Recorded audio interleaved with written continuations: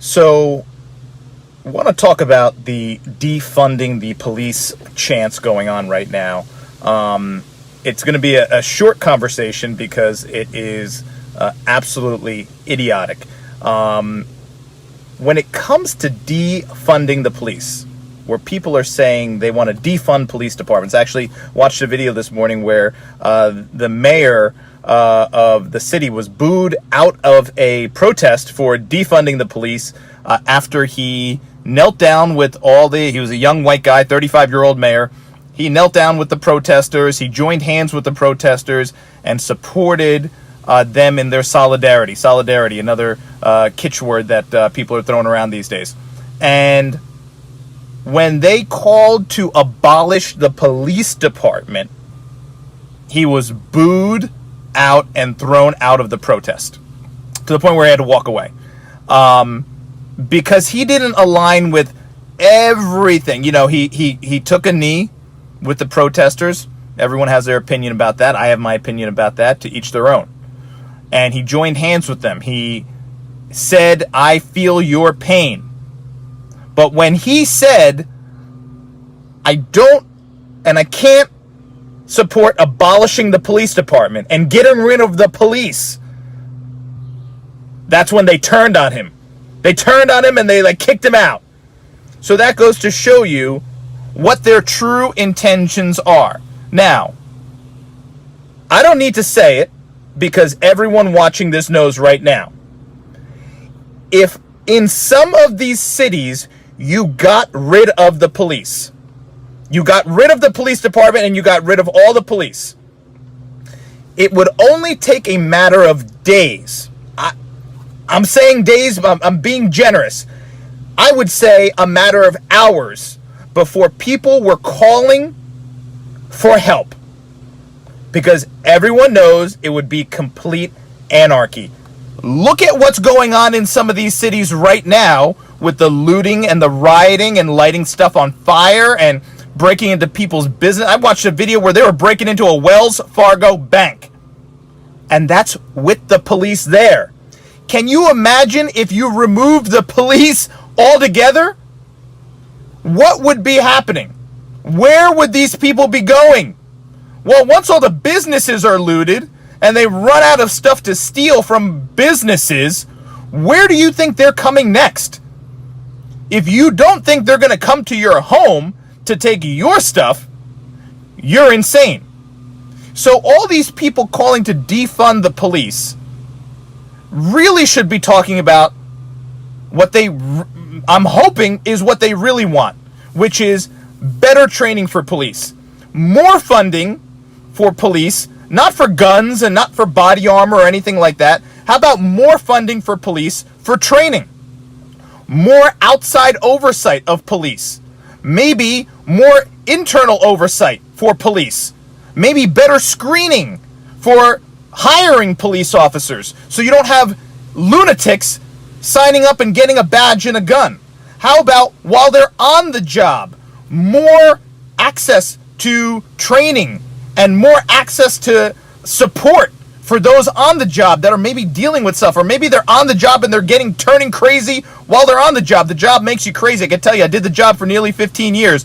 Year 1, you start out over here. Year 15 or year 13 or year 20, you're over here. You start changing your outlook toward people in society.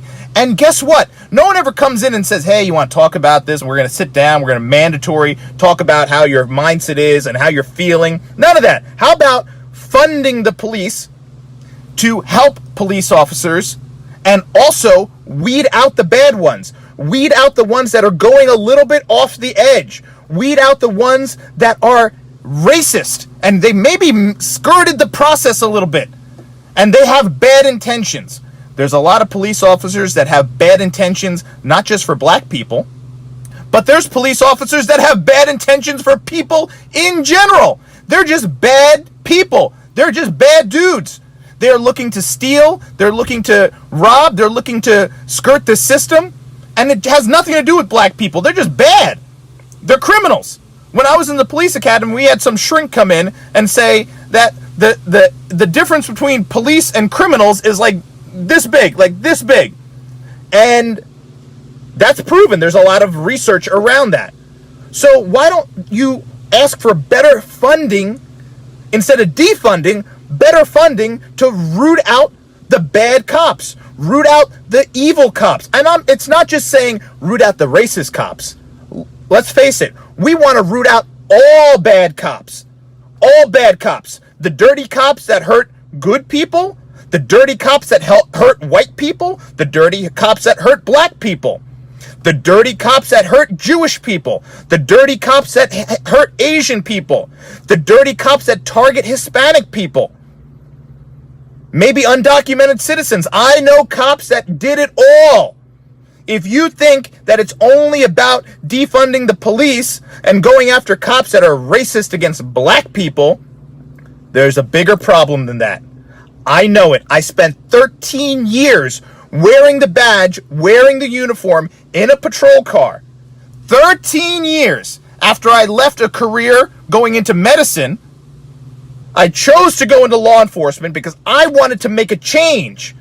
I could make a change of how police treated minorities, because as a child, I was treated poorly by the police, by white police.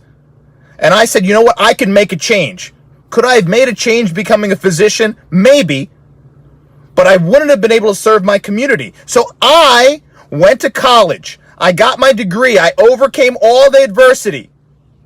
Single mom, never home, no father. I overcame all that adversity to become a police officer, get my degree, and then while on the job, fought discrimination, fought racism, and fought to help people in my community and people in outside communities.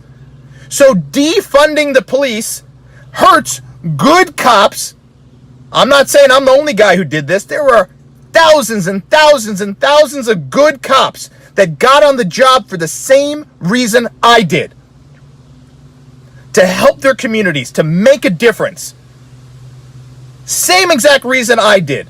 Black, white, Asian, Hispanic, male, female. I personally know hundreds, but there are tens of thousands, hundreds of thousands of good cops that got on the job for that reason. No one puts on the badge to become a millionaire. We all know that. No one puts on the badge to become rich. We all know that. Many put on the badge and the uniform because they say, you know what, I want to put in my 25 years or my 20 years. I want to get that pension. I want to get those medical benefits, and I want to get out. Okay, that's okay too. You do a good job, you're honest, and you take care of the people you're sworn to take care of, to protect and serve. But to defund the police, to take away good training, to take away from good cops, is stupidity. This should be a lobby for, if anything, if you don't want to say give them more funding, fine. Don't give them more funding. How about you say, let's redirect some of the funds going into the police departments and put them toward programs, initiatives to root out the dirty cops, the evil cops, not just racists, dirty cops, evil cops. Get rid of them. Get rid of them. Bring in some outside oversight to get rid of the dirty cops. Have screening programs multiple times a year to root out the dirty cops, the problem cops.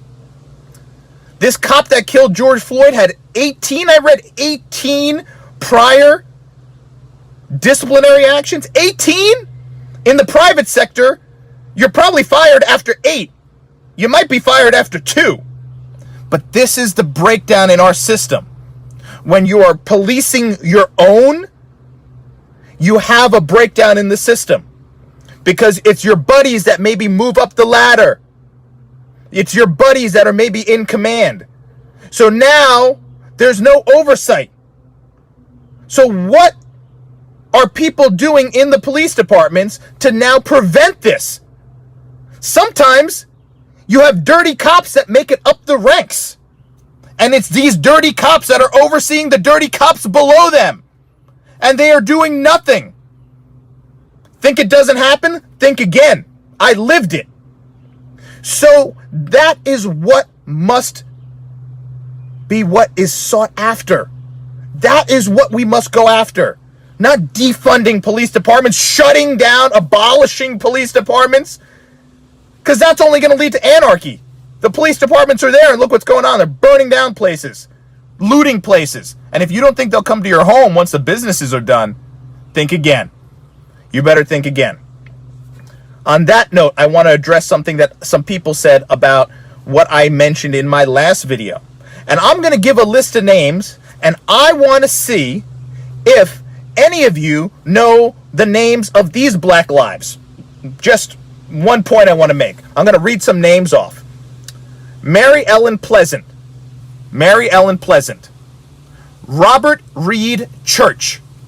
Robert Reed Church. I'm going to say these twice and say them slow so you can Google them. Hannah Elias. Hannah Elias. Annie Turnbow Malone. Annie Turnbow Malone. Madam C.J. Walker. Madam C.J. Walker. O.W. Gurley. O.W. Gurley. Those are the names of black Americans that became millionaires.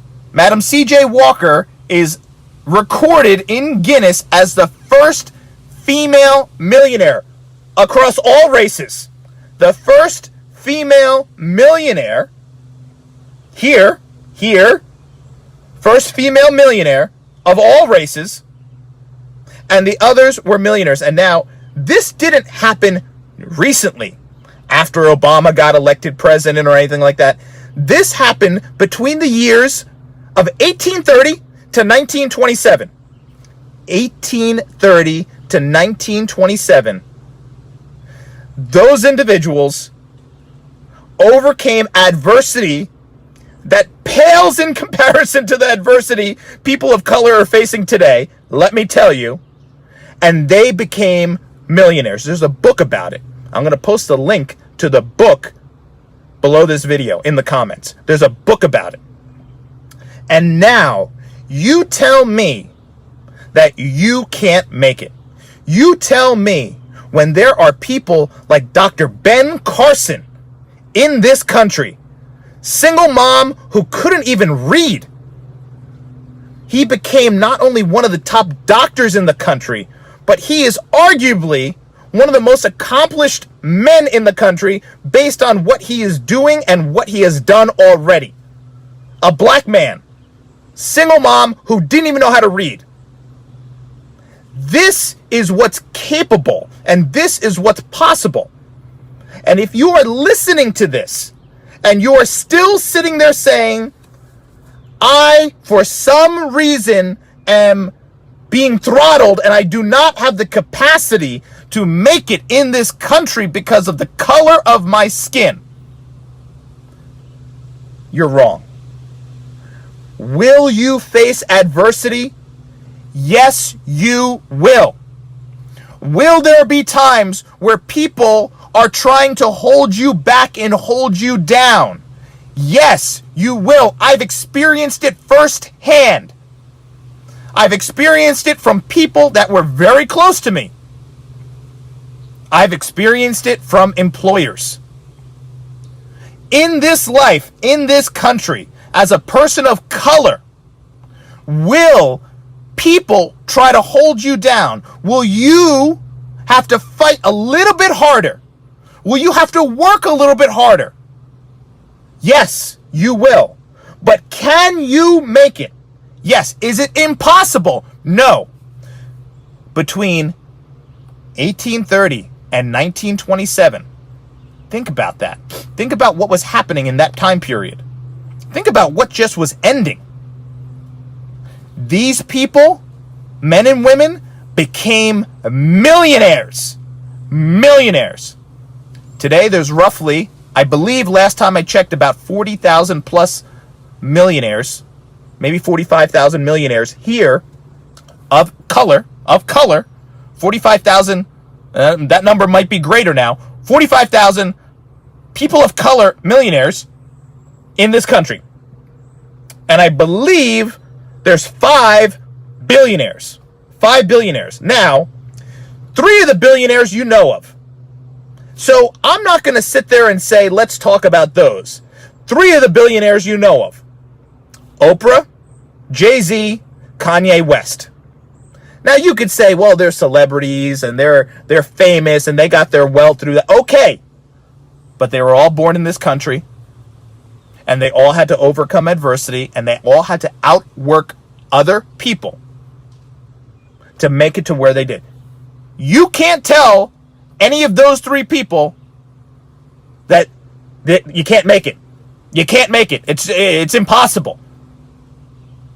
Maybe some systems are against you. Maybe you are going to have to work a little harder. Maybe there are certain institutions that are against you. But is it impossible? No. So if you say it's impossible, you're wrong. You're just not willing to put in the work. And you know what? Yes. Do you have to work a little harder? Yeah, maybe you do. I got to tell you, I know a lot of women in general, no race, women in general who have to work twice as hard, 3 times as hard, 10 times as hard as their male counterparts just to get noticed, just to get recognition. But they're doing it. And in this country today, we have female millionaires and we have female billionaires. They're making it. Do they have to work a little harder? Yes. Yes, they probably have to work a little harder. White, black, Asian, Hispanic, got to work a little harder. But they're doing it. They're not sitting there saying, well, I'm being held down. I got to work a little harder. I can't do it. No, they're doing it. They are doing it. Are there people of color in this country that are making millions of dollars a year? Yes, there are. Are there black CEOs? Yes, there are. Are there black business leaders? Yes, there are. Was there a black president? Yeah, there was. Whether you like him or not, that's besides the point. The guy made it to the White House. He grew up with adversity. What's your excuse? I posted a video with Morgan Freeman. He was being interviewed by whatever his name, something, I don't know what his name, Don Lemon. And Don Lemon's trying to ask him about adversity, white privilege. Don Lemon, who's black, talking to Morgan Freeman, who's black, saying, hey, you think it's like, tough, you think it's and Morgan Freeman's like, look at you, look at me. You're a top news reporter, Don Lemon, top news reporter. Probably, I don't know what his net worth is, but he's making a lot of money. He has a great career. Despite who he works for, whether you like him or not, he's successful. He's a black man and he's successful. Asking another black man who's a millionaire, actor, phenomenal human being. He's done a lot for those around him. Everyone knows that, Morgan Freeman. How can you not like Morgan Freeman? And he's sitting there saying, well, isn't it not possible? And Morgan Freeman says, man, look at you. Look at me. We made it. We made it. Who are we to say it's impossible? We made it. Look at us. Look at us. I remember a couple of years back I talked to someone. Actually, maybe not even a couple of years back. I talked to someone. He was from the Middle East. He came to this country, I want to say in 2002-ish. 2002, I believe he said. He was from the Middle East. Broken English.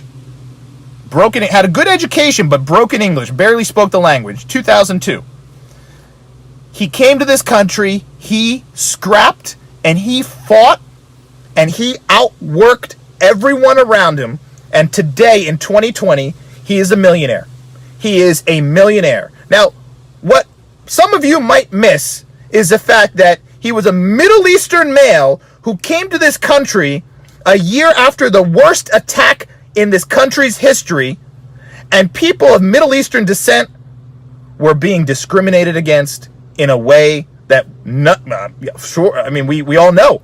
We all know. I'm not saying that any of you watching were discriminating against Middle Eastern people, but we all know that there was an issue after 9/11 how Americans looked at Middle Eastern people, especially Middle Eastern men.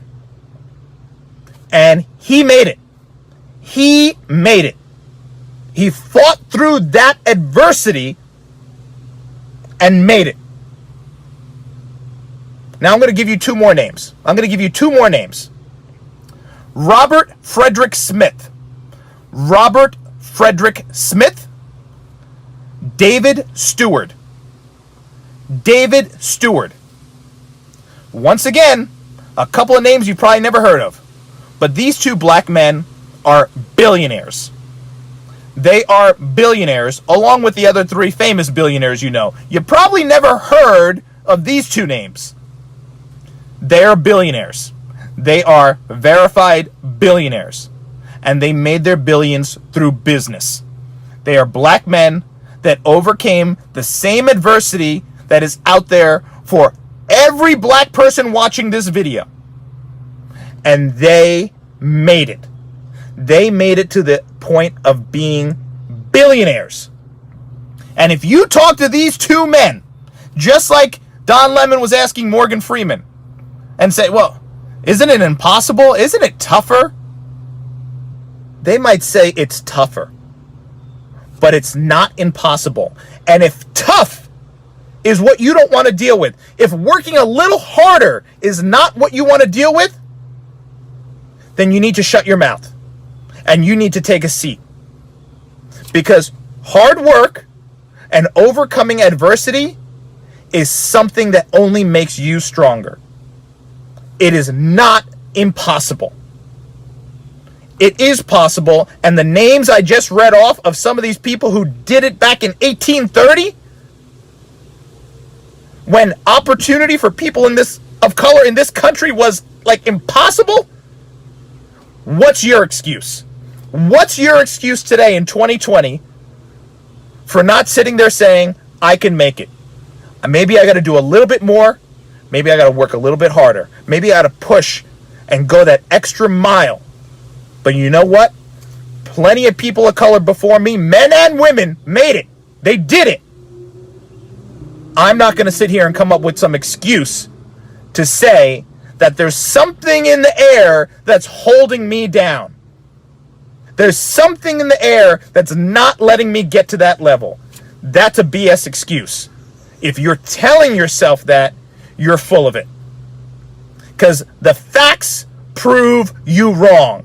And anyone watching this that says that I am wrong, once again, look up those names and go talk to some of these people. Go tell some of these people go to some of the 45,000 plus millionaires in this country. Millionaires. And tell them it's impossible. Tell them it's not possible. Tell them that someone else has an advantage over you. Maybe so. And that's why you can't do it? No, that's not it. That is not it.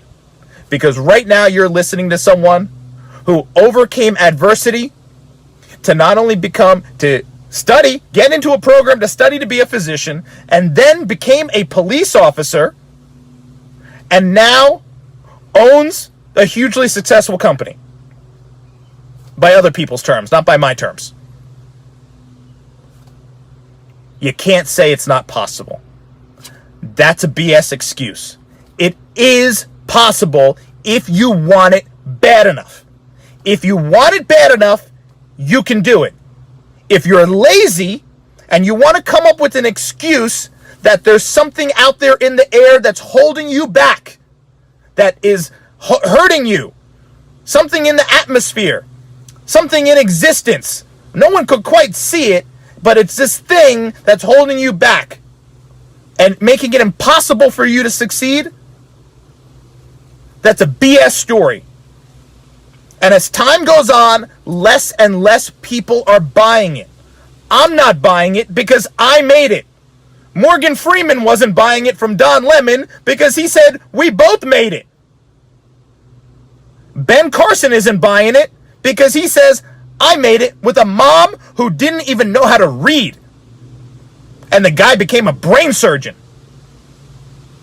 So when you look at just a handful of those people, and the people I named on this list, which is just a microcosm of the number of successful people of color in this country, what is your excuse now? What is your reason Are you going to say that all these people got lucky? Are you going to say that all these people of color somehow had some kind of secret handout that no one else had? Are you going to say that they were given something, an opportunity that you weren't given mysteriously, magically? Is that what you're going to say? Is that your excuse? Because if that's your excuse, it's juvenile. It's adolescent. It's flawed. That's something a child would say. Well, he got that because he has this, or she has that because she has this. That is a flawed mindset. And I will give you black people, people of color, and other minorities that have made it. They have pushed through that adversity and they have made it. Because you know what? They said, I don't care what happens to me. I am going to make it. I don't care who tries to hold me down. I don't care what the system does to me. I don't care what the system has in place. I don't care if the system favors some other people here and there and gives some extra opportunity, privilege to some other people here and there. Maybe so. Maybe so. But I am not going to let that hold me down, and I am going to fight past that. I will outwork those people. I will out-hustle those people, and I will make it.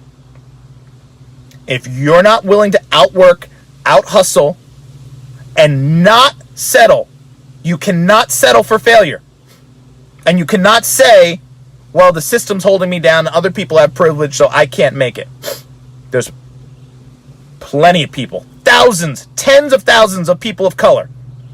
You add in other races, they'll laugh at you. People who came to this country not even able to speak the language. Not even able to speak the language with 2 nickels in their pocket. And now, today, because of the opportunity in America, they're not white. They're not white either. They made it. So in that moment, when you talk to someone who came here from another country, not white, and didn't even speak the damn language, and didn't have 2 nickels to rub together, and they came to this country and they made it, they're successful. What excuse are you going to give them? You going to tell them they got lucky? Are you going to tell them that somehow they skirted something and got fortunate? They hit the lottery? They'll laugh at you. They will laugh in your face. And they will just say, I was not willing. I was not willing to accept failure. I had no choice. I had to make it.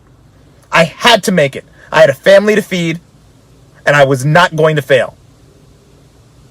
I've talked to so many people like that. Black people. People of other races, other cultures, that have told me the same damn thing. So it's time to start taking accountability for your actions and your inaction. And say, you know what? Forget about all this BS. I don't care who's out there getting what. I am going to make it. I am going to make it. There have been people of color that are millionaires. There are people of color that are billionaires. And if they can make it, I can make it. I don't want to hear it. And it doesn't have to be through running with a football or shooting a basketball or swinging a baseball bat. It doesn't have to be that. I didn't mention any athletes right now. It doesn't have to be that. It could be through your mind and through your heart and your relentless pursuit of making it. It doesn't have to be through throwing some ball. It just has to be through your heart and your mind. Persistence and consistency. You talk to Jay-Z, you talk to Beyonce, you talk to Kanye West, I'm sure they'll tell you the same damn thing. Kanye is not afraid to say it. He outworked everyone. He just outworked everybody. How many rappers are there? He just outworked them all. He'll call them lazy. He'll say he had adversity, but he calls other people out, and they just weren't willing to put in the work. And that's why Kanye says, I made it. A lot of other rappers out there, but I was willing to put in the work, and that's why I made it. That's why I'm a billionaire. Other rappers can't get mad at him. They can't get mad. They can't. People don't hate on Kanye. People don't hate on Jay-Z. Jay-Z says the same thing. Beyonce says the same thing. I just put in more work than everyone. How'd you make it so big? Did you get lucky? If you told Jay-Z he got lucky, you told Beyonce or Kanye they got lucky, you told Oprah she got lucky, they'd slap you and then laugh in your face. Think about that. Think about what some of these people of color would say to you that have worked their butt off, outworked everyone. And if you as a person of color walked up to them and said, I think you got lucky, think about what they would say to you. Think about if you were them and someone came up to you and said, listen, it's not possible, you got lucky. That's the only reason why you made it. It would probably piss you off. It would piss you off. It would piss me off. It would piss me off. People are like, oh, I got a successful company, overnight success. Somehow, yeah, overnight success just took 10 years. It is a BS story that no one wants to hear. It is possible. Every asset that you need, every tool that you need is out there at your fingertips. Especially in today's world with technology. There is no excuse. There's no excuse. You just got to be willing to put in the work. And go to some of these people and ask them, and they'll tell you the same damn thing. Google those names, and you'll see. They didn't make excuses. They didn't point the finger at someone else. They didn't make excuses. They made a way. They made a way. That was it. I'm going to end with this for my military folks out there. All military folks. Male, female, black, white, Asian, doesn't matter. Most of you, even civilians, are going to know this. The U.S. Navy SEALs, regarded as some of the top trained soldiers in the world. That bug didn't want me to say this message, but I'm going to say it. U.S. Navy SEALs, hardest thing to get through. Their training, BUDS, basic underwater demolitions. BUDS. Everyone talks about BUDS. You can Google it. There's been shows about it. Impossible, hard, crazy, cold water, abuse, no sleep, all this stuff. You know, they asked some of the people who are the instructors in BUDS for Navy SEALs. And they said, you know, what is it? It's so hard. People quit. They start with 220, maybe 20 end up graduating. Sometimes less. I just spent 5 days with the Navy SEAL. And I always ask them, what was it? So they asked all the instructors there at the Navy SEAL training, the hardest thing in the world to get through. They asked them, what is it? Is it the guys that are in really good shape? Is it the guys that can really run, just keep running, and they have that cardio? Is it the guys that are really book smart? What is it? How does one guy become a Navy SEAL and another guy doesn't? And they fail out. Why is there such a huge failure rate? What is it that makes some guys make it through? Very small percentage. And the instructor said it has nothing to do with their physical ability. It has nothing to do with their physical capacity. And the person interviewing said, what do you mean? What do you mean? This is top tier, hardest thing on the planet to get through, regarded by some. What do you mean it has nothing to do with their physical ability? And they said, the one single factor that determines whether a man will become a Navy SEAL and make it through BUDS training. Black, white, Hispanic, Asian, there's been all races. of Navy SEALs. One very popular one, David Goggins. Very popular. My man went through training like multiple times. David Goggins. He talks about accountability. Navy SEAL. The trainer said the one factor that is shared by everyone that makes it through was their simple, innate desire to become a Navy SEAL. Had nothing to do with their physical capacity. If they wanted it bad enough, they made it through. If they did not want it bad enough, they were never going to make it through. No one is making it through that training simply based on their physical ability. They are only making it through if in here and in here they want it so bad. They want it worse than anything else in the world. That is the only way they will make it through. And they will refuse to quit. They will not quit. Ringing that bell is not an option. They will become the top tier soldiers in the world, not by this, and by this in their heart. And these are the instructors, the trainers at the training for Navy SEALs saying this. Has nothing to do with muscles. It has nothing to do with cardio. It has nothing to do with who's a good runner, who's a good swimmer, who's a good thinker, who's a good test taker. It's all about desire. The desire to make it no matter what is thrown at them. Take that into your life when it comes to success. Take that mindset into your life when it comes to success and making it. Because when you're in Navy SEAL training, there is no, oh, that person's holding me down. This person's oppressing me. That person has privilege. This person was given this. This person was born with this. This one has a rich uncle. There is none of that. Everyone is on the same level and by some respects equally worthless.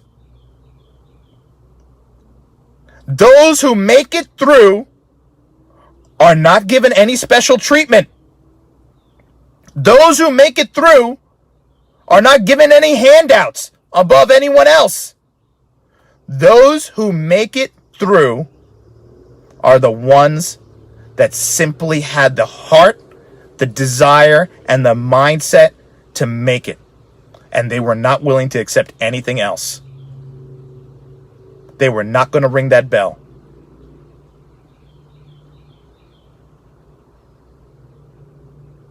Think about that and put that into effect in your life. Think about that and say, you know what? I'm going to be successful no matter what happens.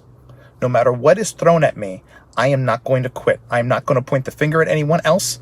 I'm not going to say that anyone else has something over me. I am not going to quit. I am going to make it no matter what. Think about that and put that into perspective in your life. Because these are men who are trying to fight for our country. And these guys don't get paid a lot of money. We all know that. Everyone thinks, oh, Navy SEALs, they don't make any money. They're just doing it because it's in their heart. They want to defend our country. Black, white, all kinds of Navy SEALs.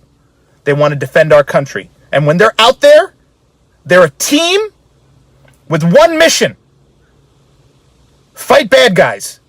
They're not looking at each other and saying, well, he's black, I'm white. Guess what? They're all wearing the same uniform. They're all wearing the same kit. And they have one mission. These guys don't give a damn what color the person on their team is.